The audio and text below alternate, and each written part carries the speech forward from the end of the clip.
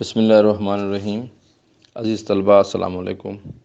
آج ہم ہدایت النحو کا ترجمہ شروع کر رہے ہیں۔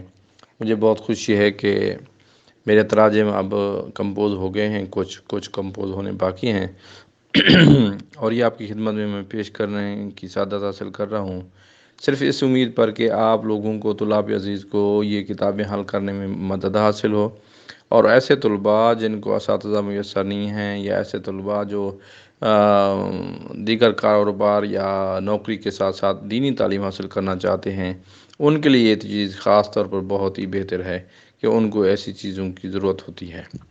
تو آج ہم ترجمہ پیش کرنے کی سعادت حاصل کر رہے ہیں۔ بسم اللہ الرحمن الرحیم۔ میں نے اس ترجمہ کا نام رکھا ہے آسان ترجمہ، کتاب ہدایت النحو۔ یہ میں نے اپنا نام، تعارف وغیرہ لکھا ہے۔ مدرسہ دارالعلوم حسینیہ ہیڈ ملکانی، تحصیل لیاقت پور، ضلع رحیمیہ خان۔ دعا فرمائیے کہ اللہ تعالی ہمارے مدرسے کو شاد و آباد رکھے، اور یہاں پر یہ جو آج سے 40 سال پہلے مومنین کرام نے جو یہ مدرسہ بنایا تھا، اللہ ان کو جزائے خیر عطا فرمائے، اور اس کو اللہ تعالیٰ دن دگنی اور رات چگنی ترقی عطا فرمائے۔ ہم بسم اللہ کرتے ہیں جی۔ سب سے پہلے ہم دیکھتے ہیں مصنف ہدایت النحو کے جو مصنف ہیں، ان کا نام ہے محمد، کنیت ہے ابو حیان، باپ کا نام ہے یوسف۔ سلسلہ نسب ہے ابو حیان محمد بن یوسف بن علی بن حیان اندلسی، اندلس یعنی کہ اسپین میں کے تھے۔ ولادت و وفات، اندلس کے شہر غرناطہ یعنی کہ اس کا دارالحکومت تھا، اور اس میں شوال 654 ہجری میں ان کی پیدائش ہوئی، اور ان کی وفات 743 میں یا 745 میں ہوئی تھی۔ ان کے بارے میں کہا جاتا ہے کہ ان کی صرف ایک ہی بیٹی تھی، اور وہ اپنی بیٹی سے بہت محبت کرتے تھے۔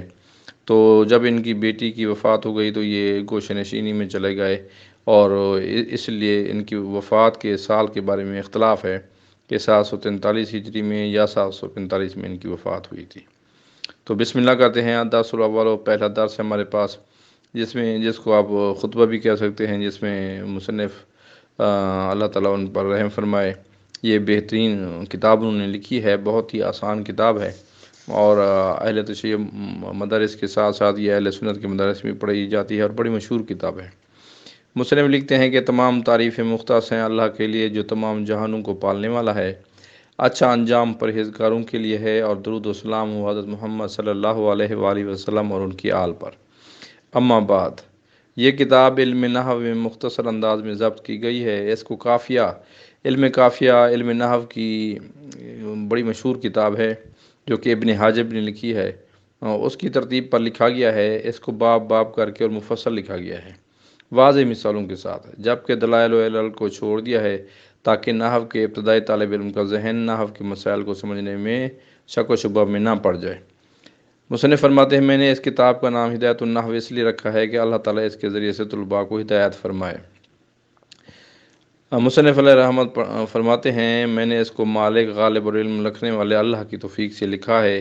اس میں ایک مقدمہ، 3 ابواب اور ایک خاتمہ ہے، اور یہ بات قابل غور ہے کہ اس میں مقدمہ بھی موجود ہے، 3 ابواب اسم، فعل اور حرف کے بارے میں یہ موجود ہے، لیکن خاتمہ نہیں ہے، یا شاید زمانے کے حوادث کی وجہ سے ناپید ہو گیا، یا لکھنے والے نے نہیں لکھا، یہ ایک الگ بات ہے۔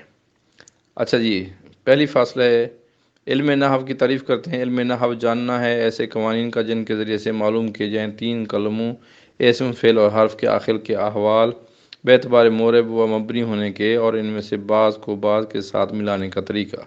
اس کی غرض عربی زبان میں خطۂ لفظی سے ذہن کو بچانا ہے۔ اس کا موضوع کلمہ و کلام ہے۔